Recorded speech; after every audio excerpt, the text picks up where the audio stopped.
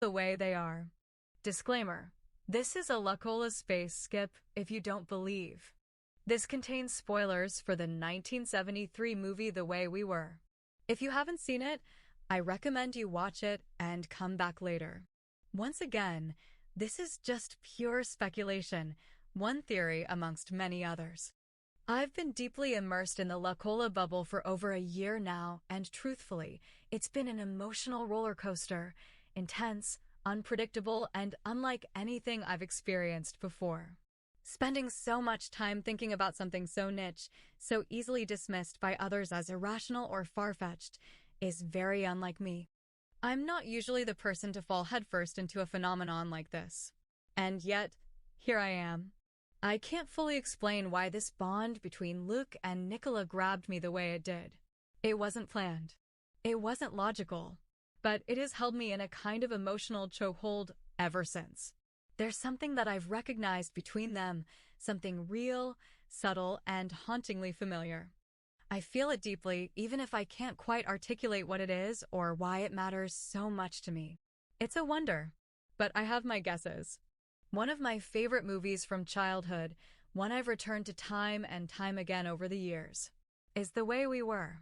And each and every time it breaks my heart like it's the first time that film, in all its aching beauty, reminds me of the Lukola situation. In many ways, the dynamic between Luke and Nicola echoes the poignant, bittersweet rhythm of Katie Morosky and Hubble Gardner, the longing, the misalignment, the knowing that love exists, and yet watching as it bends beneath the weight of timing, society, fear, and compromise.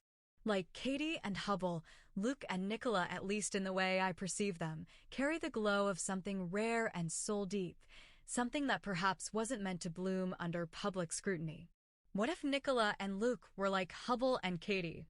The Way We Were is a well-known movie, a classic, but for those who need a quick reminder, it's a romantic drama released in 1973 starring Barbra Streisand and Robert Redford. It follows the love story between Katie, a fiercely passionate activist, and Hubble, a charming but apolitical writer.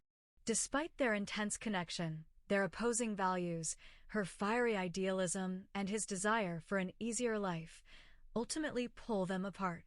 Set against the political tensions of mid-20th century America, the film explores how love alone isn't always enough. Its bittersweet ending, where they reunite briefly but realize they can never truly be together, remains one of cinema's most iconic heartbreaks. In The Way We Were, when Hubble and Katie meet at the end, years after their breakup, there's warmth, but also a wall. Their chemistry is still there, the love is still there, but the timing, the life choices, the world around them, all of it conspired to keep them apart. One of the most heartbreaking parts of that film is the finality of that moment. Katie fixes Hubble's hair, a habit she had when they were together, and then they walk away, forever in love, but never to be together again. In the movie, Katie is all intensity, political, emotional, and passionate.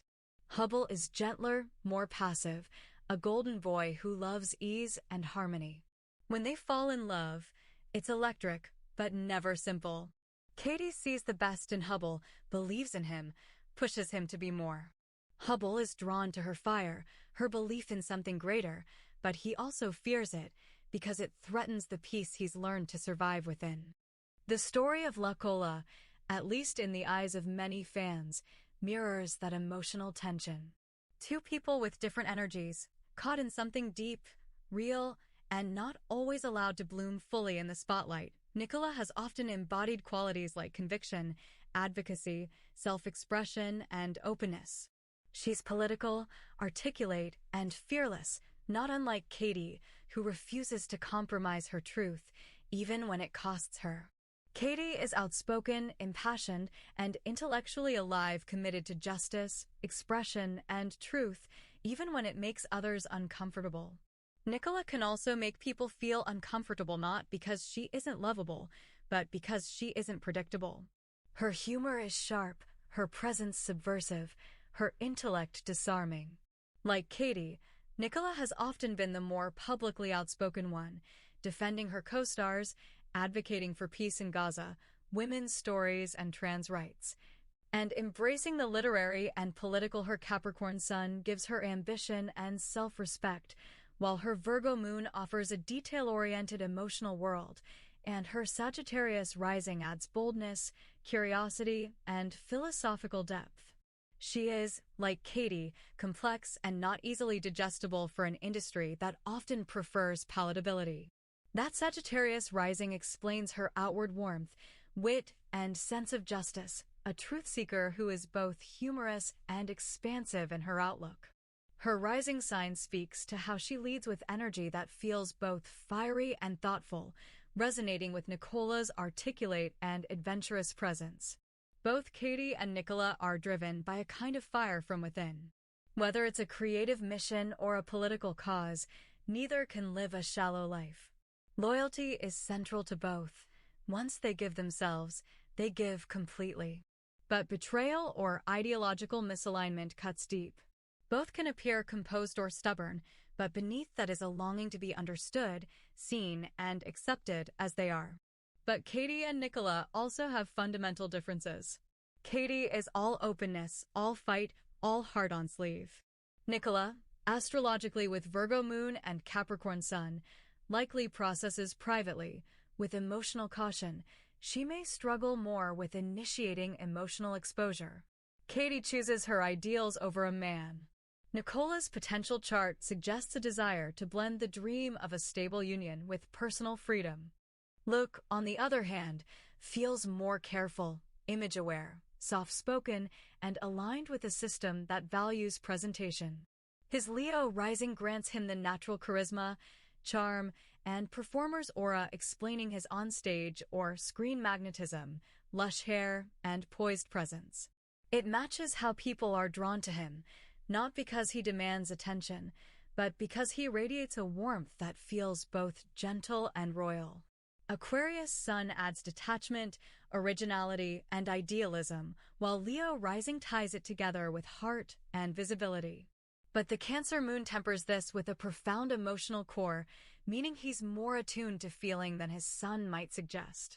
It also explains a natural shyness beneath his public charm and an internal tug-of-war between independence and emotional safety.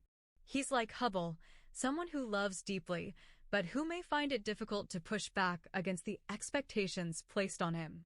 Both Hubble and Luke have a magnetic, dreamy quality and can be elusive in intimate relationships. Both carry a quiet ache, a longing for connection that's often unfulfilled because they retreat rather than engage fully. Luke's Pluto and Uranus dominance suggests he is more likely to undergo inner transformation and face darkness, whereas Hubble avoids conflict. Luke might find strength in evolving through pain. He said he sees himself as less of a pushover than his Collins character, whereas Hubble withdrew into passivity. The Cancer moon makes him deeply sensitive, emotionally nurturing, and privately sentimental, someone who might hide his truest feelings under a shell of politeness or professional decorum. Hubble, the all-American golden boy, thrives in a world that rewards simplicity, beauty, and charm. He is a good man, but one shaped by a system that never asked him to question his place in it. Luke, as a Leo rising with a tender Cancer moon, carries the warmth and magnetism of the golden child archetype. He shines on screen, but there's a deep emotional undercurrent in him that, like Hubble's, may be both drawn to and overwhelmed by the intensity of someone like Katie/Nicola. From Nicola's perspective, stepping away from Luke, if she ever had to, would not necessarily be about a lack of feeling. It might be about the harshness of reality. Being with someone in the same spotlight can feel like sanctuary or suffocation, depending on the day. She may deeply care for him, may have even loved him, but protecting herself, her craft, and the life she's built could come first. Nicola has carved her career through substance, sharp intelligence, and quiet defiance of industry norms. She's not one to play a role off screen, just to make others comfortable. And if being with Luke even privately meant being pulled into another orbit, another pace, another expectation of femininity or visibility, she may have sensed that love wasn't enough to bridge that gap. Like Katie, Nicola could be someone with deeply held values and a fierce inner compass. She might be someone who feels too much and questions everything, while Luke, like Hubble, could be more at ease in the mainstream, more conflict avoidant, more inclined to fit than to fight.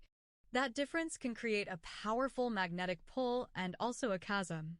Katie loved Hubble, but she couldn't bear to dull her convictions to stay in his world. She straightened her hair, softened her voice, tried to fit in, but in the end, it wasn't her. If Nicola ever tried to adjust herself, make herself smaller, quieter, more digestible for the sake of harmony, she may have felt that she was betraying something vital. If Luke is like Hubble, he may deeply love and admire her, but feel pressure from career, management, or internalized expectations to choose a safer, quieter kind of relationship. One that doesn't challenge the architecture of his public persona.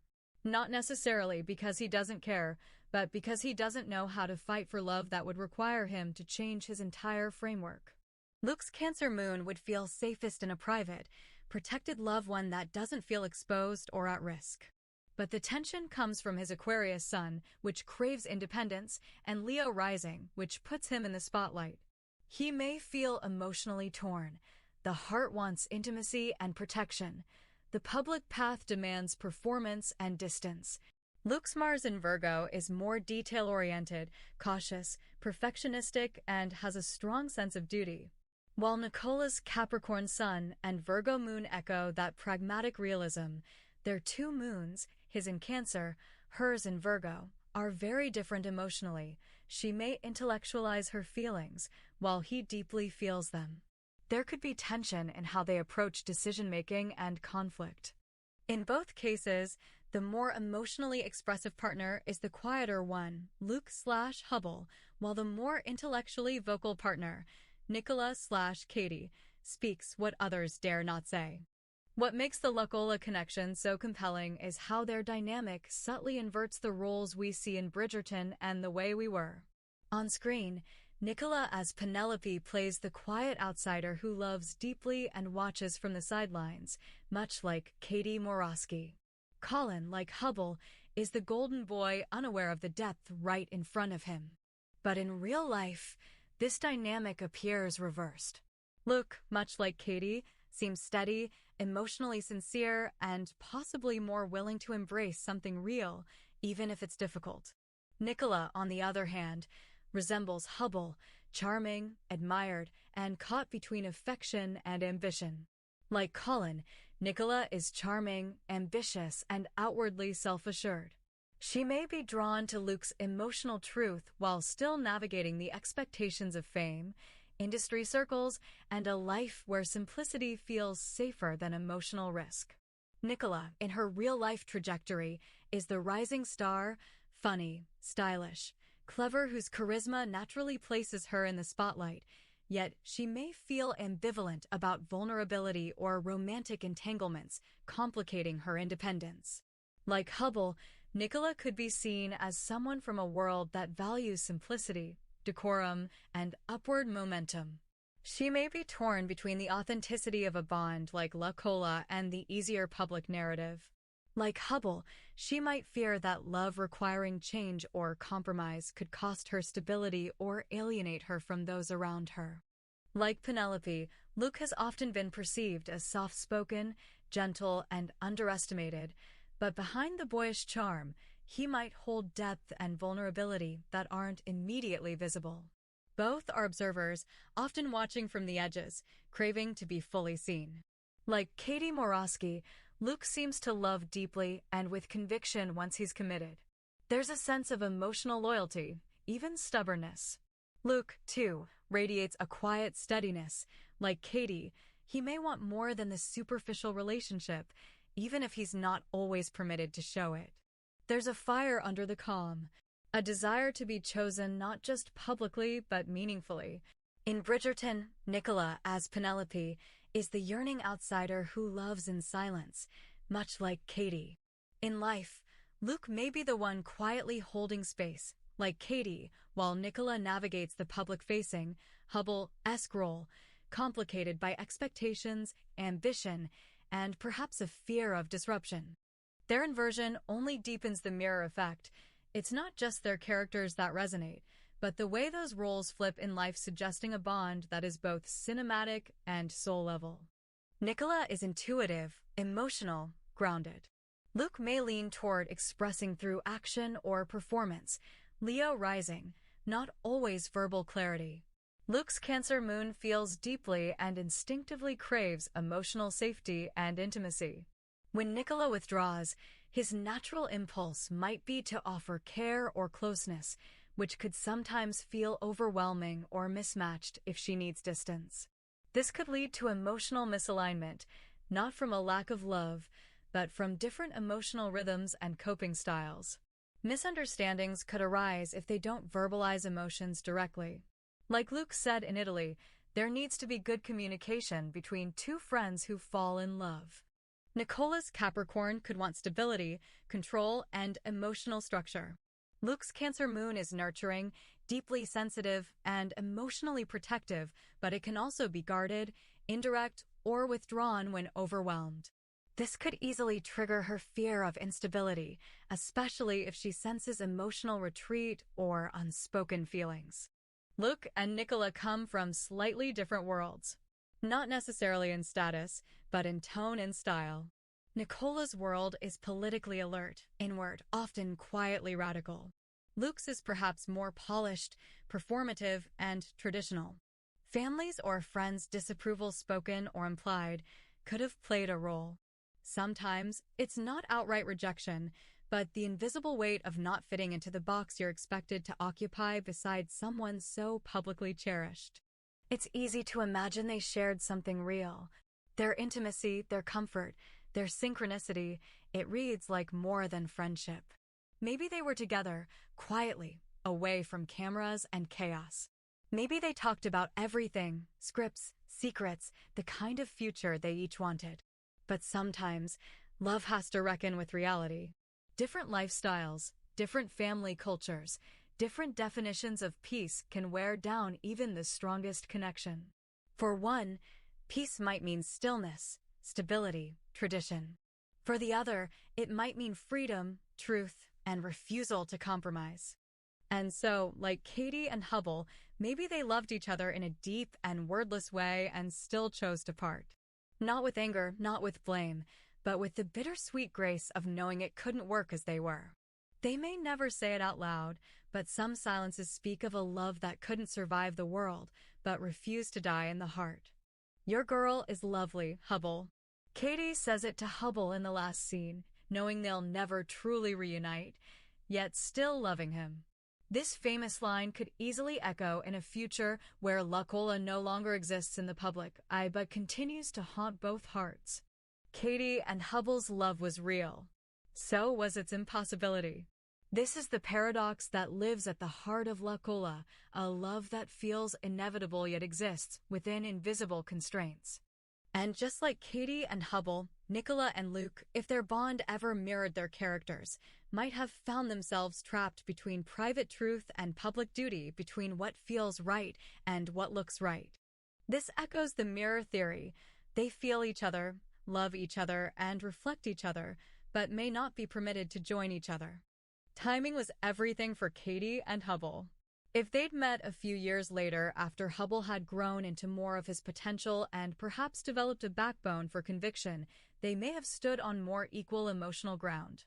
Katie loved Hubble for who he could be, not necessarily who he was.